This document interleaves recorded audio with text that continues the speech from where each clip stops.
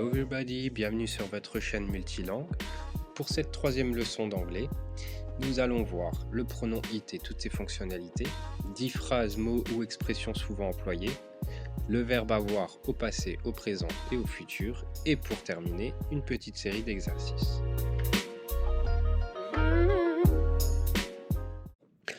Le pronom it se place à la troisième personne du singulier. Par exemple, avec le verbe to be au présent, cela nous donne it is, ce qui se traduit par c'est.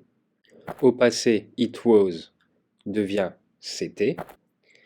Et au futur, it will se traduit par ce sera. Comme en français, cela sera conjugué avec son verbe à la troisième personne du singulier. Exemple, it's good, cela est bon, qui devient c'est bon.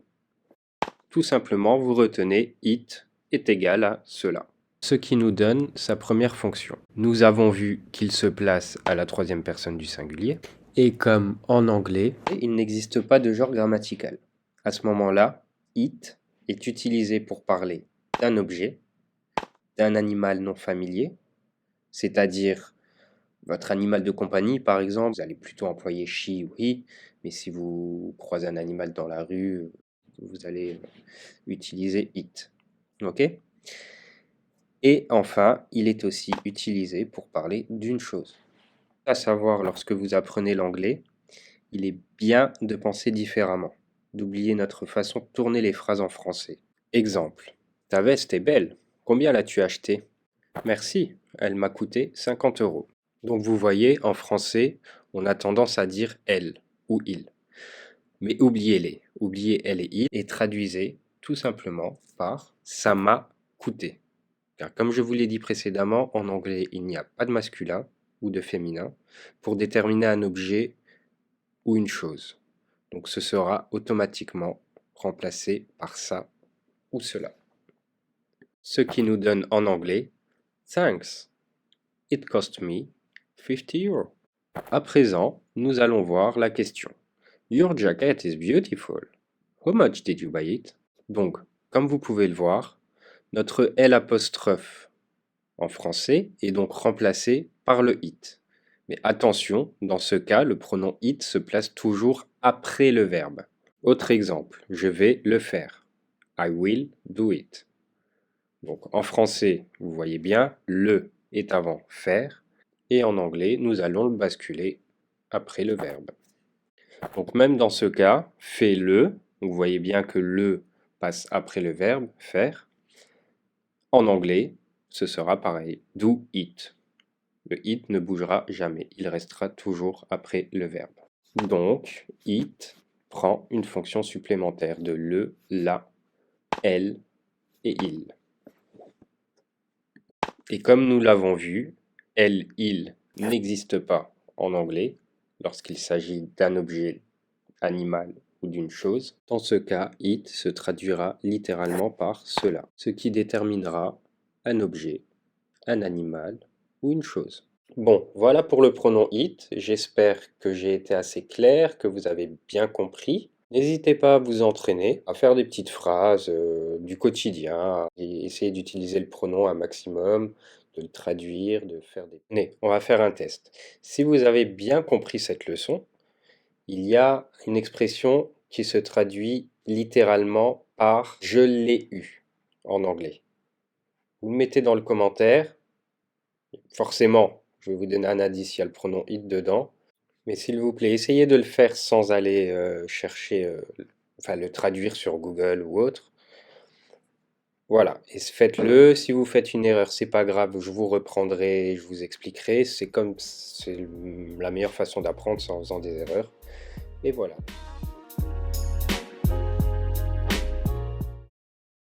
As-tu besoin d'un coup de main? Do you need a hand? Feel free to ask. N'hésitez pas à demander. Feel free to ask. Tomatoes and cabbage are in the fridge. Les tomates et le chou sont dans le frigo. Tomatoes and cabbage are in the fridge. After 5 p.m., It will cost only 5 euros. Après 17 heures, ça ne coûtera que 5 euros. After 5 p.m., it will cost only 5 euros. So. Donc, So. Today we are already the 1st of February. aujourd'hui, nous sommes déjà le 1er février. Today we are already the 1st of February. This horse is so cute. Ce cheval est trop mignon. This horse is so cute. I am hungry. J'ai faim. Yesterday, I went hiking. Hier, je suis allé faire de la randonnée. Yesterday, I went hiking. It's colder than yesterday. Il fait plus froid qu'hier. It's colder than yesterday.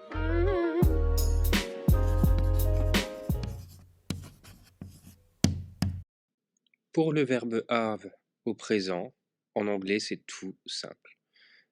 Le verbe garde la même forme avec toutes les personnes, excepté la troisième personne du singulier, qui devient he, she, it, has. Voici quelques exemples. You have the choice. Tu as le choix. Ou encore, là, si je parle de ma voiture, it has 4 wheels. Elle a 4 roues.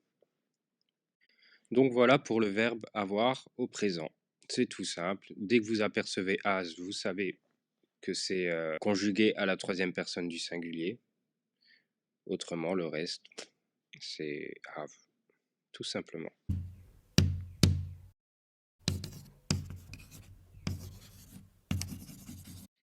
Donc to have, au passé, devient had. Il se conjugue tel quel à toutes les personnes. Comme vous pouvez le voir pour les pronoms personnels, pour le you à la deuxième personne du singulier, je ne vais plus le noter car il se conjugue toujours de la même manière, que ce soit avec tous les verbes, que ce soit à la deuxième personne du singulier ou à la deuxième personne du pluriel, il se conjuguera tout pareil. Donc je vous en enlève un, comme ça vous fait un tableau un peu plus clair et avec moins de choses à retenir. Donc passons à l'exemple. Yesterday, you had the appointment at 9 a.m. Hier, tu avais rendez-vous à 9 heures.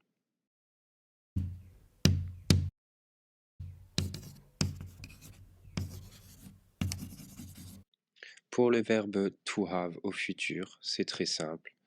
Nous conservons have précédé du verbe to be au futur qui nous donne will, ce qui nous donne I will have, we will have, you will have, they will have, etc., etc.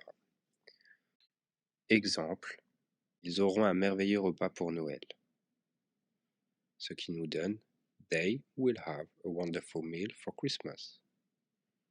Ou autre exemple, we will have a wonderful meal for Christmas. Donc voilà pour le verbe to have. Comme vous pouvez le constater, ce n'est pas très compliqué.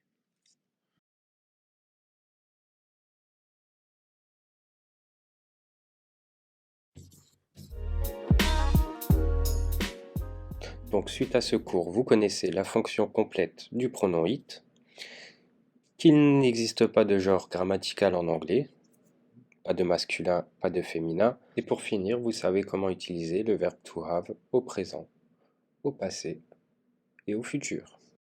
Et pour terminer, une série d'exercices. Vous avez la solution sous la vidéo en description. J'espère que ce cours vous aura plu. N'hésitez pas à liker, à partager si ça peut aider quelqu'un. J'espère qu'en tout cas ça vous a aidé, que vous avez bien appris. Et bien entendu, si vous avez aimé la vidéo, n'hésitez pas à liker, à partager, à vous abonner. Ça me motive à continuer la chaîne. Et voici la liste annexe des mots que nous avons vus pendant le cours. Le lien PDF est sous la vidéo. Merci beaucoup. Bye.